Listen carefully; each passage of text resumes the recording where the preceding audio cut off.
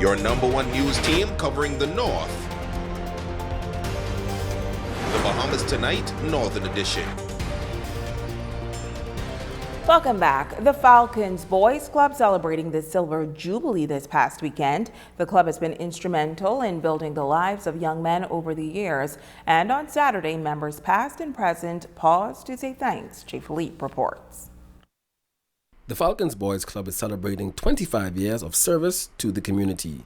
It was a time of prayer, praise, and thanksgiving at the Champs Community Center near Hawksbill, as young men of the Falcons Boys Club, both past and present, joined in the celebration. Director of the Falcons Boys Club, Pastor Darren Roll, reflecting on the history of the club, noting that it was a group of teachers who saw the opportunity to invest in young men some 25 years ago. Oswald Simmons, Darren Roll, and Kirkwood Young sat down as teachers. The Falcons Boys Club was started because we decided that we're going to give away our summer and we're going to travel with children. The Falcons Boys Club was not started by nobody else.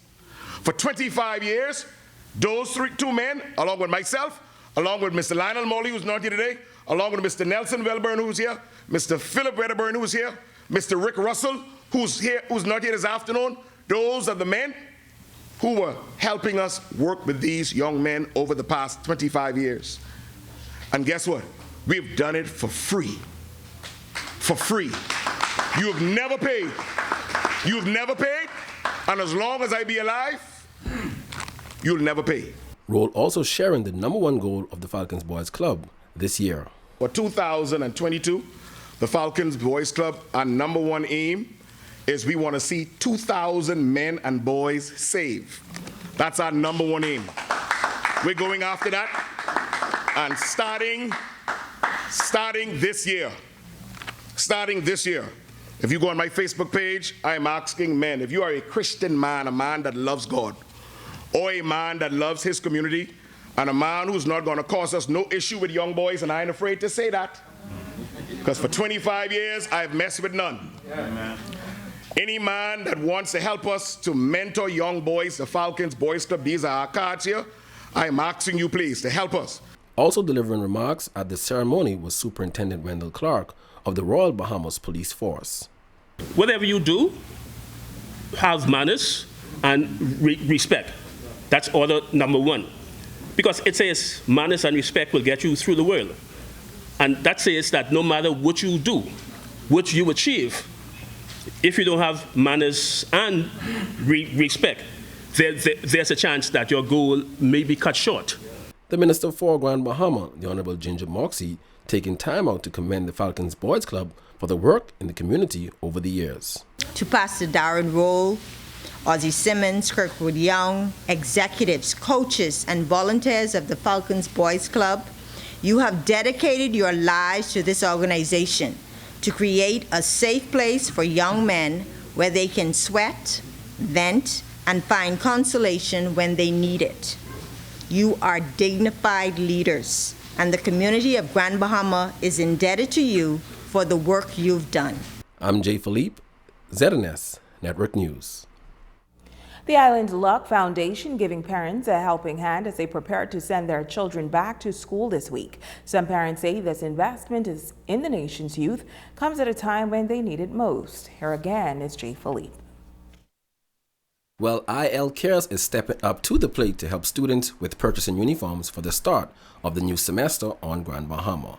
Marketing Executive, Davina Rutherford. The IL Cares Foundation realizes how difficult these times are, and we just wanted to do a little something to help the parents to make it a little easier to prepare for back to school. Today we're giving away $50 gift vouchers to Pat's uniforms so the parents would be able to go and buy uniforms. Getting books, pencils, those things, yes, they're necessary, but they're a little easier to attain. Uniforms are a little bit more expensive, and we figured this would go a longer way. It would be a little bit more impactful. So we decided this is how we're going to do our give back, and we know the parents are going to be appreciative since there was a last-minute announcement about school opening. Parents and children stood in line on the outside of the Raven Mall, waiting to enter the mall to receive supplies. When they get the bags, they don't realize that there's a coupon in it, and once we tell them what's in the bag, they're so grateful. Speaking of grateful, This parent expressing gratitude for the gesture. She says it came right in time as students prepare to return to the classrooms.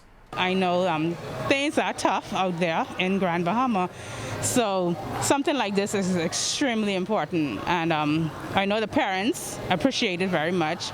Me as a parent and my nephew that received a voucher and some books, it's really nice. The Kiwanis Club was also on hand distributing vouchers for the purchase of uniforms. Director Anushka Colley-Roll says the Kiwanis Club felt compelled to reach out and help the children of Grand Bahama.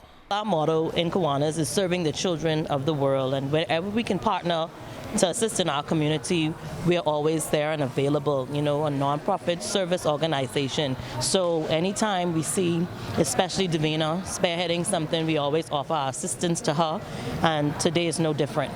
I'm Jay Philippe, ZNS Network News. And tonight we feature one of our biggest supporters. He's a young man who quickly became a friend of the Northern Service.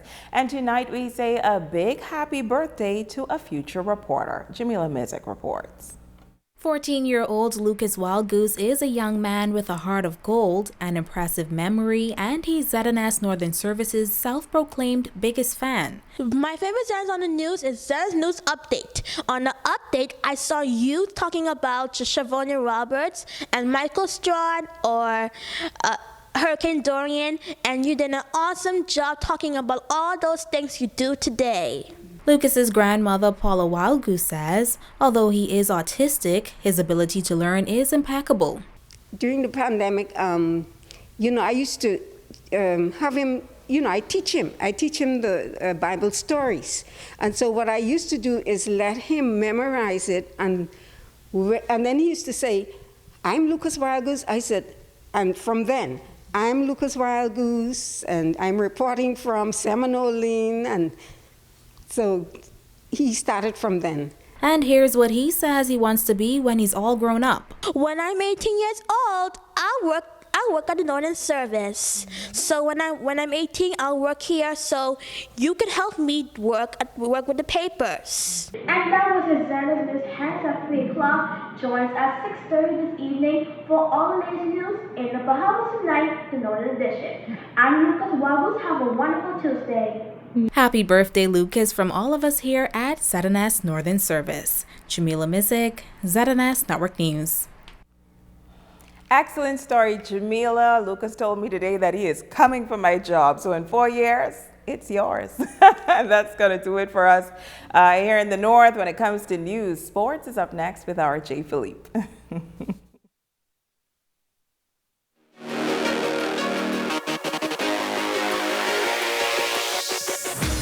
Good evening, I'm Jay Philippe and welcome to Sports. We have a few updates as it relates to college women's basketball and also track and field at the collegiate level. But first and foremost, softball in Grand Bahama is making a case to return, hopefully, in the next few months. The Grand Bahama Amateur Softball Association is hoping for the return of softball for the 2022 season. Current president of the league, Hansel Colley, is optimistic that the games will be played in the next few months at the softball park at the Grand Bahama Sports Complex. Colley gave us this update. No letter has been forwarded us yet, but we're just waiting until after this AGM and election. Once that is completed, then we will go all the way and sending them official letter. Well, we already reached out to the Bahamas Softball Federation and let them know what is applied over here in Grand Bahama.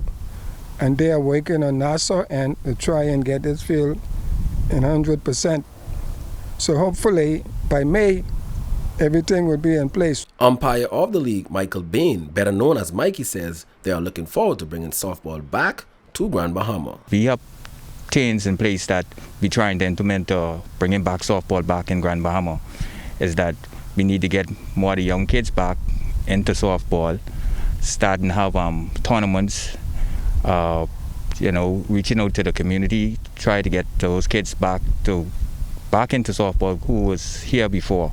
And I tell everyone on the board is that I'm not the chief umpire for Grand Bahama. We just lost Mr. Brent Spence earlier part of this year, and now all focus is going to be now was trying to elect at least have somebody to be the head official in Grand Bahama.